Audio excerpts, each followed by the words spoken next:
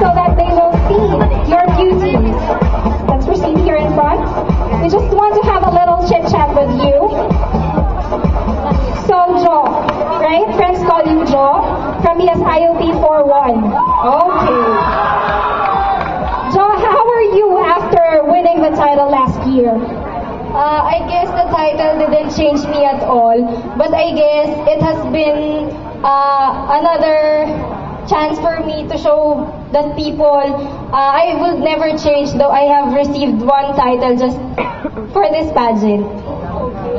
And what's the difference before and after winning the pageant? I guess before I joined the pageant, I was kind of shy, but as days, as I was able to absorb that I won, I've earned a bit more confidence about myself. So, gain more confidence after the pageant last year. And what can you advise to the winners for tonight or for this year? I guess the advice that I could give them is be happy for you have won, and be a model to other women, and be be confident about yourselves. Okay, so your advice is to be confident and be happy, okay, with whatever. And how about to your supporters last year? Until now, I'm sure they are supporting you as the reigning Mr. and Miss Psychology 2011. I just would like to thank those people who believe that I could make it here, and that's all I guess. Ken, do you want to ask her a question? I'm sure you have a question in your mind. Joe, right? How does it feel that you're the Miss Psychology 2011, and how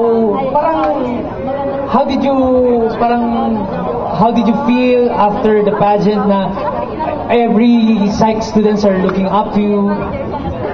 Walking down the corridor, and all the people in the psychology department knows that you are the Miss Psychology 2011. I really feel proud, and I am happy because I was able to attain what I really wanted when I first joined the pageant. So what's the most important thing that you can, after you graduate, you're going to work, but what is the most important thing that you've learned in that throughout the entire pageant? Because it's not just we're on stage, you also had your outreach program, your practices, diba? So what is the most important thing that you've learned that you can share to these guys also? Being part of the pageant, I guess the learnings I've had is that people who join here aren't just about beauty and brains. It's about their attitude too. They could help others in their own ways and share a helping hand to everyone who is in need. Okay. Jo, before joining the contest ba, you saw yourself na, we have lots of questions, no? Before joining the pageant, did you see yourself as a title holder of a prestigious pageant of our department? Or your friends just push you through?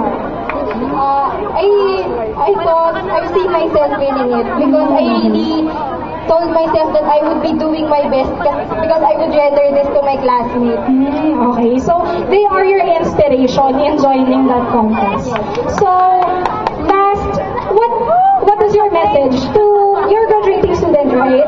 So what is your message to all the inspiring psychology students, females and males, who would like to join the pageant next year or in the coming years?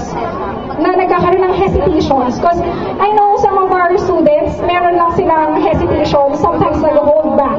So, can you please advise something to them? For those psych students who would want to join the pageant, huwag kayong matakot. Just showcase yourself. Not everyone might like you, but it would always be better that you would show to them kung sino ka talaga. Kasi mahirap na you just portray someone na hindi naman ikaw. Kasi yun, pakilala nyo lang yung sarili nyo kung sino talaga kayo. Ayun. Thank you very much, Jo. Again, guys, Josephine Rufa from the BSIP 4-2, Miss Psychology 2011. Okay. IOP 4-1. Sorry. Okay, IOP 4-1, Josephine Rufa, Miss Psychology 2011. By the way, Mr. Psychology didn't make it. Maybe some of, because of some important matters, right, Ken? And we understand that. Psychology students are very understanding. Thank you very much, Jo.